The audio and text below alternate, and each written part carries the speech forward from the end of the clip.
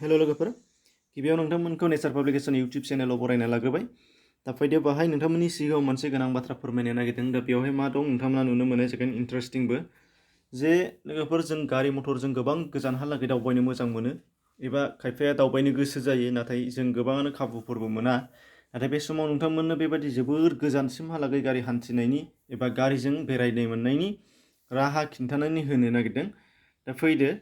दा बेहाय नुनो मोनगोन 15 आगस्तनिफ्राय भारताव मोनसे हान्थिनायनि गोनां खौरां फोसावोदि भारतनिफ्राय लन्डनसिम बासजों थांनो हासिगोन हान्थियारिफोरा दा जोबोद सोमोनांथाव हा लामाजों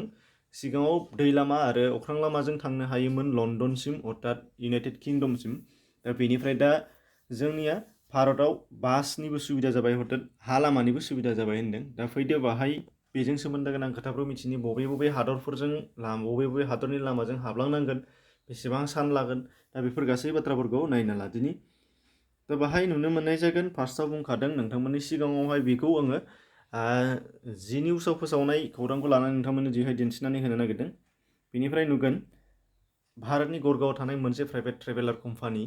बियो थांनाय 15 आगस्तआव दिल्लीनिफ्राय लन्डनसिम थांग्रा बे बासखौ लन्च खालामदों आरो बियो गासै 70 साननि गेजेराव बियो लन्डन सौहैगोन होनदों 70 सान अदेबानि फैफिननायावबो बियो 70 सान लागोन बेनिफ्राय बेयाव थांनो थाखाय बासआ गासै मोन 18टा हादोरफोर बारलांनो नांगोन होनदों मोन 18टा दा बैफोर हादरफोरा जागोन भारत जागायजेननाय हिसाबै भारतआ थाबाय बेनिफ्राय म्यानमार थाइलेन्ड लाओस चीन किर्गिस्तान उजबेकिस्तान काजाखस्तान रूस लाटभिया लिथुआनिया पोलेन्ड चेक Republic Germany Netherland Belgium France United Kingdom अदेबानि लन्डन बे लन्डनसिम सौहैनाय जासिगोन आरो गासै मोन 18टा हादरफोर बारलांनानै दा बेनिफ्राय नुगोन सावगारियाव नोंथांमोना बेखौ नायना लानो हानाय जागोन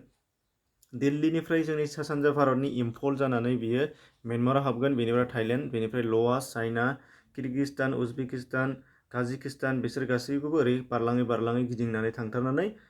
लन्डन एबा इउनाइटेड किंडमाव सौहैनाय जासिगोन आरो दा बेबादि थांनो हानायनि सुबिदा जानाय जाबाय होनदों लामाया दंखायो नाथाय बासजों थांनायनि सुबिदा गैयामोन आरो दा बेखौ बासजों इन्टारनेशनेल ट्रेभेलारनि गेजेरावहाय बेखौ सोसननानै होनाय जाहैबाय दा बेनिफ्राय नुगोन बेयाव गासै 20 दावबायारिफोरा गाखोनो हागोन होनदों बेनिफ्राय जेसेबांनाखि 70 सानाव सौहैनायनि गासैबो सुबिदा पातिफोर दा बेफोरखौ गासैखौबो बे बासाव मोननो हानाय जागोन होनदों अर्थात जानाय लोंनायनि थानायनि उन्दुनायनि गासैबो बे बासाव सुबिदाखौ मोननाय जागोन होनदों दा बे सावगारियाव नोंथांमोना नुनो मोननाय जादों सावगारिया रिप्रेजेन्टेटिभ बियो खौरां फोसावगिरिनिफ्राय लानाय जादों नोंथांमोननो दिन्थिनो थाखायल' जास्ट बेखिनिमोन एसेनोसै गोजोन्थों